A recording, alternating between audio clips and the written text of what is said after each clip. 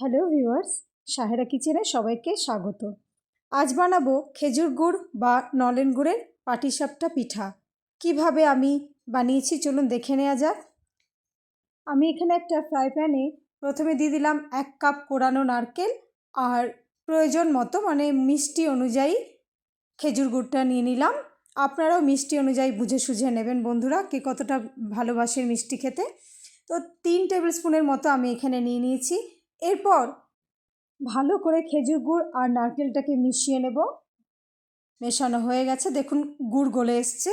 এরপর এর মধ্যে আমি দিয়ে দিলাম কিছুটা পরিমাণে খোয়া ক্ষীর। খোয়া ক্ষীরটা দিয়েও ভালো করে আমি মিশিয়ে নেব। মেশানো প্রায় হয়ে গেছে।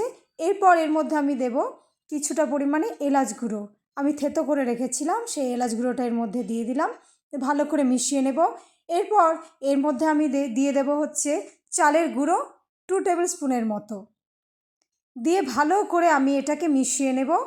মেশানোর সময় দেখবেন বন্ধুরা একটু টেনে আসবে, টেনে এসছে, প্রায় হয়ে গেছে আমাদের পুর তৈরি বন্ধুরা।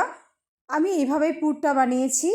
পাটিসাপটার ভেতরে যেটা দেব সেই পুরটা আমাদের রেডি। এরপর আমি একটা বোল নিয়েছি, সেখানে দিয়ে দিলাম প্রথমে 1 কাপ ময়দা, হাফ কাপ সুজি। তারপর সুজি আর ময়দাটাকে একটু মিশিয়ে নেব।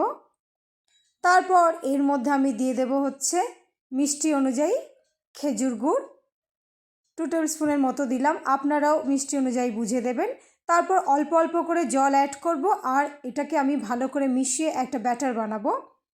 ব্যাটারটা খুব ঘনও হবে না, পাতলাও হবে না, মাঝারি মতো হবে বন্ধুরা। দেখুন, দেখে বুঝতে পারছেন কনসিস্টেন্সিটা এরকম হবে। এরপর একটা ফ্রাই প্যানে আমি অল্প একটু ঘি ব্রাশ করে নিলাম। ঘিটা দেওয়ার পরে ব্রাশ করা হয়ে গেছে। এরপর 1 হাতা ব্যাটার দিয়ে দিলাম আর ফ্রাই প্যানের হ্যান্ডেলটা ধরে ধীরে ধীরে আমি এটাকে চারিদিক থেকে স্প্রেড করে দেব। স্প্রেড করা হয়ে গেছে।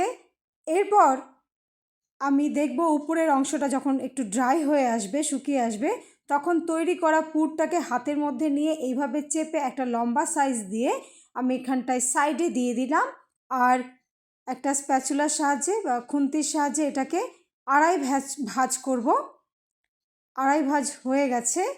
ঠিক এইভাবেই পাটিসাপটার শেপ হয় বন্ধুরা। আমার পাটিসাপটা পিঠা রেডি। এরপর আমি পরিবেশন করব। আমি পরিবেশন করেছি, আপনারাও এইভাবে বাড়িতে বানিয়ে খাবেন, খেতে খুব ভালো লাগে বন্ধুরা। একমাত্র শীতকালেই খাওয়া যায়, শীতকাল চলে গেলে আর ভালো লাগে না পিঠে খেতে।